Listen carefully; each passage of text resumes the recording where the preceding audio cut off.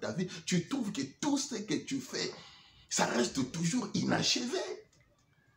La forme que tu as, ta vie ne marche pas, les choses ne marchent pas. Ta vie est restée courbée. Tu connais ta vie. Jésus dit, cette fille est aussi une fille d'Abraham, que Satan tenait liée pendant 18 ans. Ne fallait-il pas la délivrer le jour du sabbat? Parce que quelqu'un est venu là-bas, le chef de synagogue, est venu pour dire à la foule, il y a 6 jours, pour travailler, venez vous faire guérir ces jours-là, mais pas le jour du sabbat.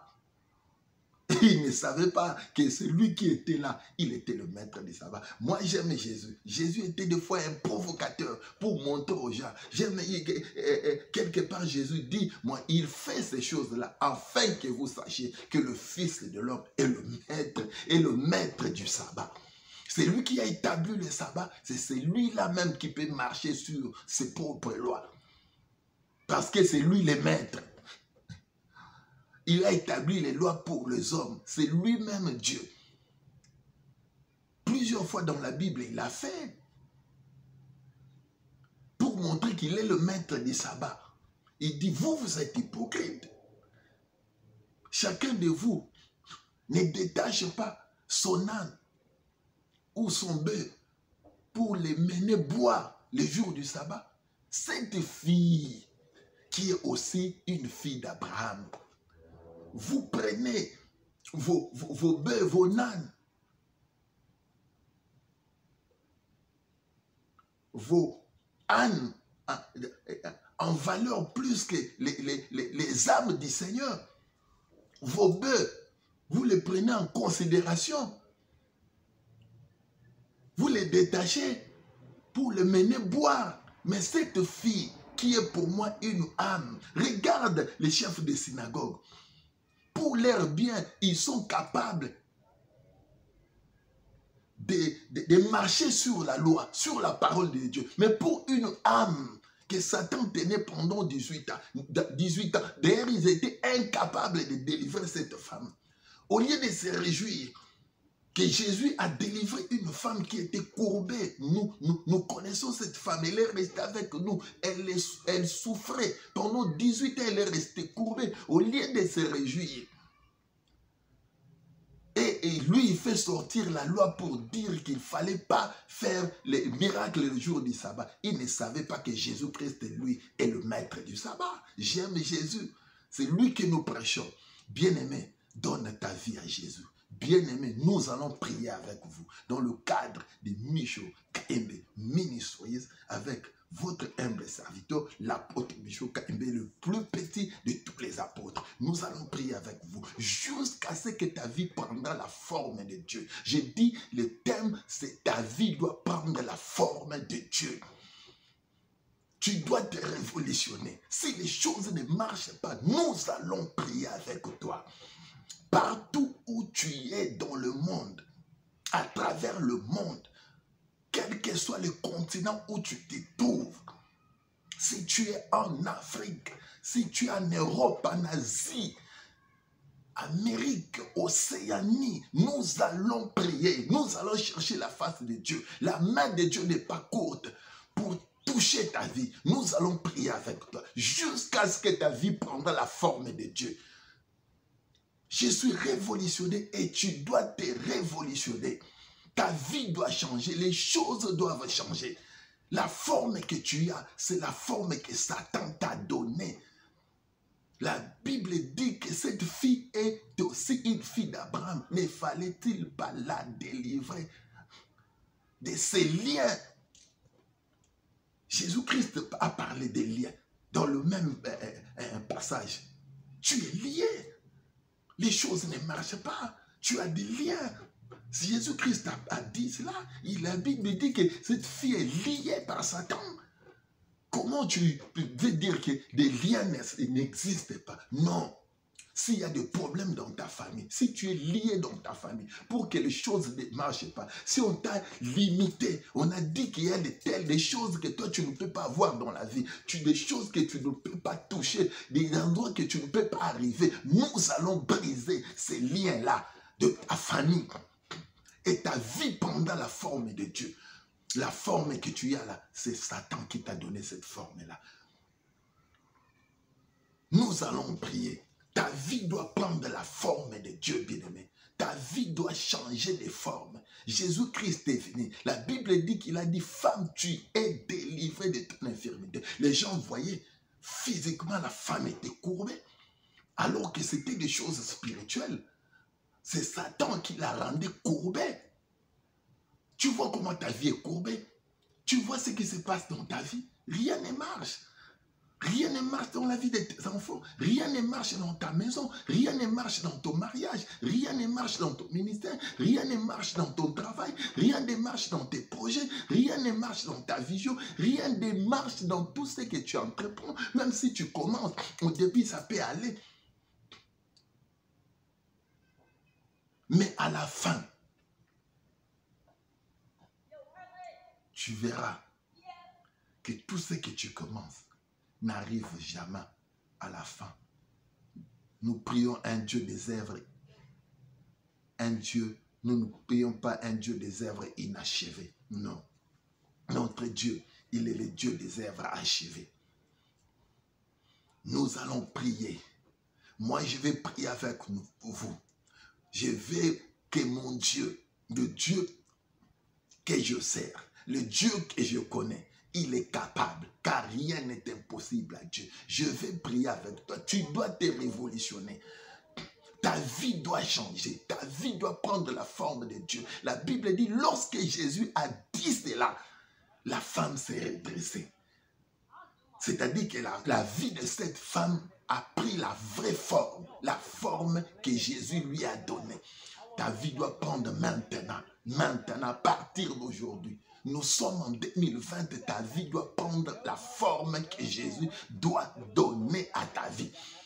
Finis la forme que tu as là, que Satan t'a donnée, que des liens de ta famille t'ont donné, que les sorciers de ta famille t'ont donné, que quelqu'un qui est quelque part, qui manipule vos vies, qui veut donner à vos vies une autre forme que la forme que Dieu avait prévue. Non, Satan n'est pas plus fort que Jésus. Jésus est au-dessus de toutes choses. Nous devons vaincre Satan, nous devons vaincre les sorciers, nous devons vaincre le magicien, nous devons vaincre les féticheurs, nous devons vaincre les occultistes. Nos vies doivent prendre la forme de Dieu. Il y a une forme que Dieu a prévue pour ta vie. Cette forme-là que ta vie a, ce n'est pas la forme de Dieu. Regarde au commencement, la Bible dit, la terre était informe et vide. Il y avait de l'abîme à la surface de la terre. Et l'Esprit de Dieu s'est mouvé au-dessus des eaux. Dieu dit que la lumière soit et la lumière fit. J'aime la parole de Dieu. Écoutez la parole de Dieu. La Bible dit, il y eut un soir, il y eut un matin, ce fut le premier jour. Il y eut un soir et il y eut un matin, ce fut le premier jour. C'est-à-dire, pour compter le premier jour pour Dieu, il faut qu'il y ait un soir et un matin. La Bible ne commence pas en disant il y eut un matin et il y eut un soir. Non, non. La Bible commence par il y eut un soir et il y eut un matin. Dans la vie de chaque homme, lorsque la terre est informe, nous avons été pris de la terre. Ta vie est informe. C'est-à-dire que ta vie n'a pas la forme de Dieu. Ta vie a la forme que Satan t'a donnée. Mais la Bible dit il y eut un soir et il y eut un matin. Pour qu'on compte un jour dans le calendrier de Dieu, il faut qu'il y ait un soir, il faut qu'il y ait un matin.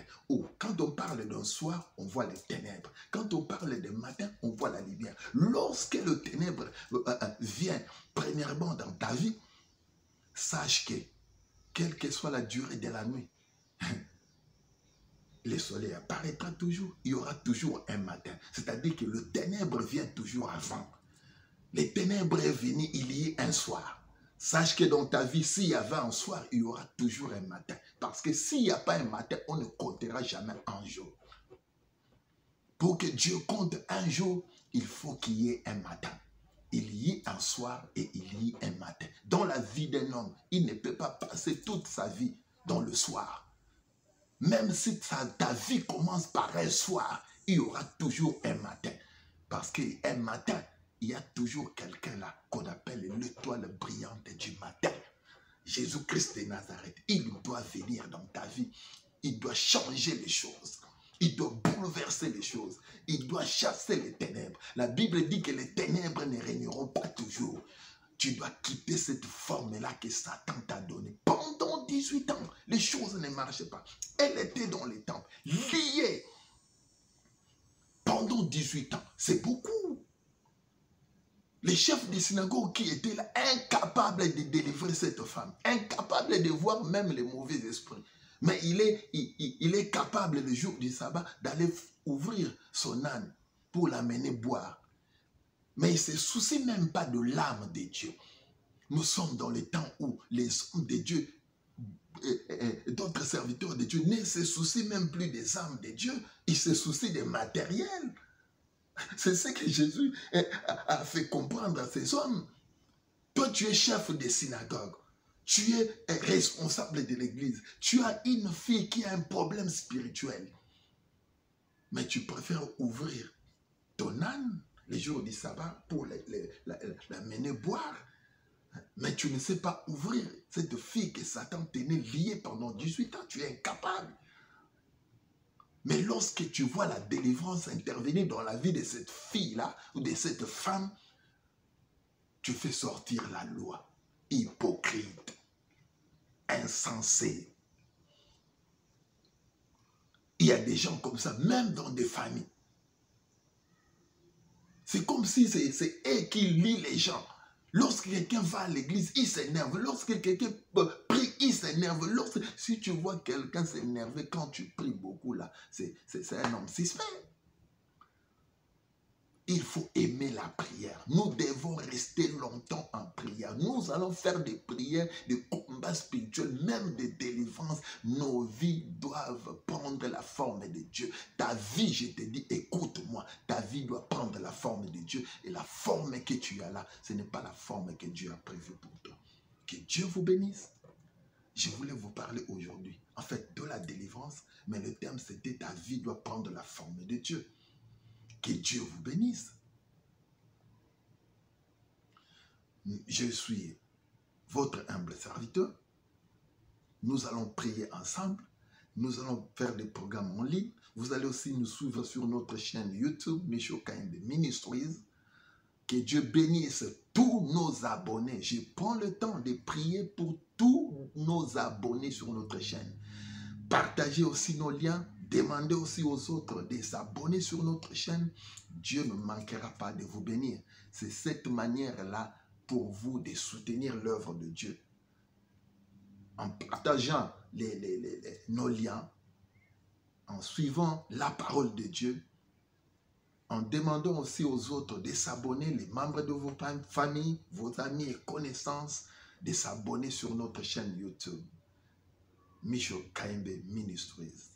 C'était dans ce cadre-là que nous étions aujourd'hui. Que Dieu vous bénisse partout dans le monde.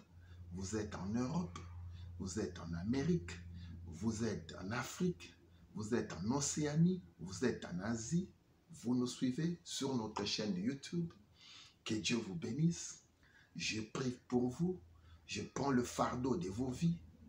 Je prends en charge vos vies spirituellement. Nous devons rester longtemps en prière. Que l'Éternel Dieu vous bénisse. Abonnez-vous massivement et Dieu vous bénira. Si tu es connecté sur notre chaîne, de la même manière, tu seras connecté dans l'alliance que Dieu a faite avec nous. Et vous serez bénis dans notre alliance avec Dieu. Vous serez bénis